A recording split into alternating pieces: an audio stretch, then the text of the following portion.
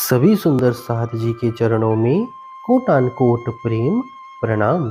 सुंदर साथ जी, पिछले वीडियो में हमने श्री किलवत ग्रंथ के प्रकरण 15 की 71 तक की चौपाई का पाठ पूर्ण किया।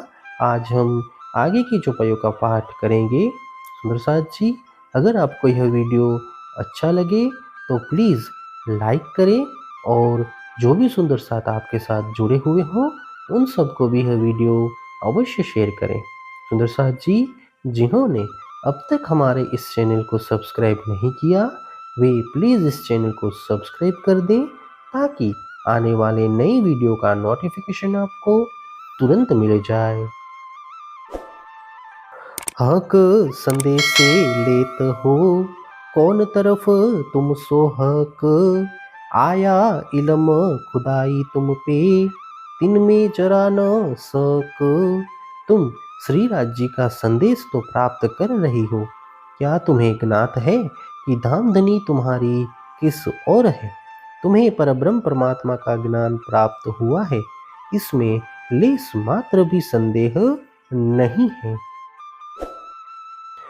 तुम्हें अरस दिखाया दिल में, जो खोलो ले कुंजी सहूर, कुलफ फरामोशी ना रहे, अरस दिल हक हजूर।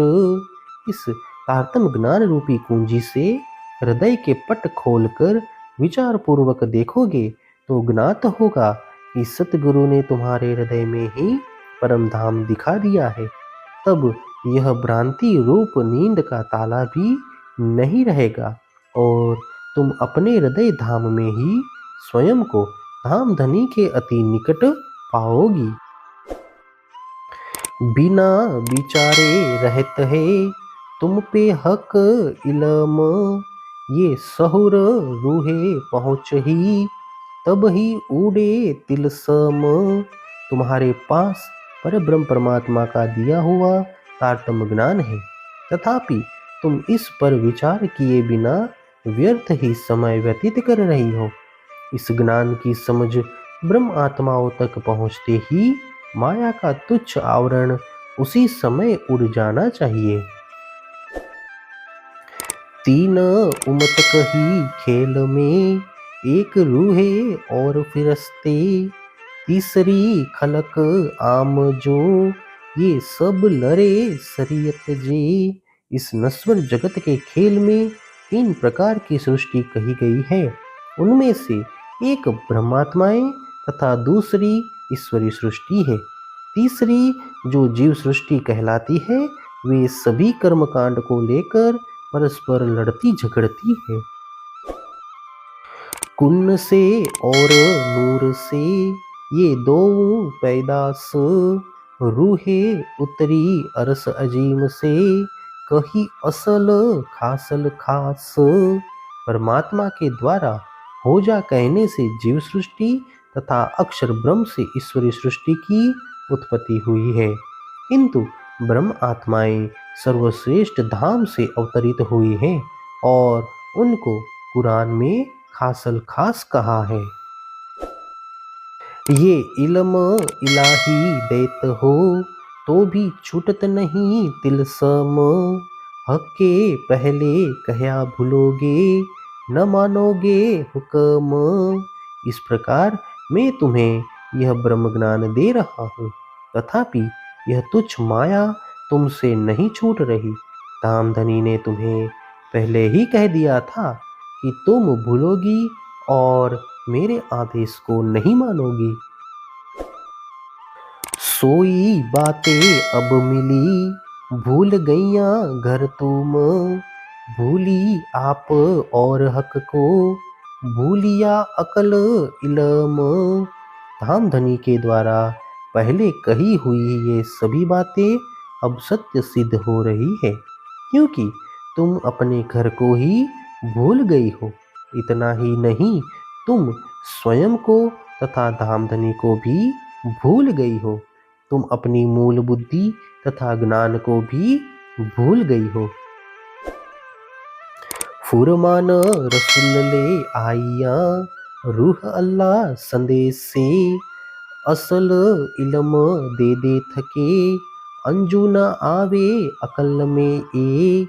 तुम्हें जागरूक करने के लिए रसूल मोहम्मद कुरान का संदेश ले आए हैं तथा सतगुरु श्री देवचंद्र जी तात्म ज्ञान लेकर आए हैं। वे तुम्हें यह ब्रह्म ज्ञान दे देकर थक गए, परंतु अभी तक यह तुम्हारी समझ में नहीं आया। कही बड़ी मेहर रसुल्ले, जो हुई माहे रात म्याराज।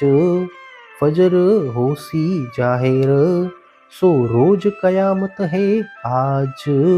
रसूल मोहम्मद ने दर्शन के समय परमात्मा के साथ हुई चर्चा को परमात्मा की महती कृपा कहा है। उन्होंने जिस प्रभात की बात की है वह आत्म जागरण का दिन आज है। तो मजकूर नाराज का ये जो किया जाहिर मेहरबान। मोमिन देखो हक सहूर से, खोली मार्फत फजर सुभान। रसूल मोहम्मद ने दयालु बनकर कुरान और हदीसों में म्याराज में हुई चर्चा प्रकट कर दी। हे ब्रह्म आत्माओं, विचार पूर्वक देखो, उन्होंने परमात्मा के आदेश से पूर्ण पहचान के प्रभात को भी स्पष्ट कर दिया है। महमत कहे ये मोमिनो, अंजू फरामोसी न जात। बेशक देखो दीन बका, माहे म्याराज की रात। महामती कहते हैं, हे ब्रह्म आत्माओं, इतना होने पर भी तुम्हारी नींद नहीं टूटती। अब निश्चय ही उस अखंड दिन को देखो जिसकी चर्चा म्याराज की रात्रि में हुई है। प्रकरण 15 चौपाई 958।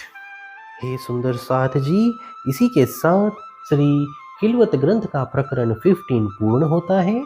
आगे के वीडियो में हम नए प्रकरण का पाठ करेंगे।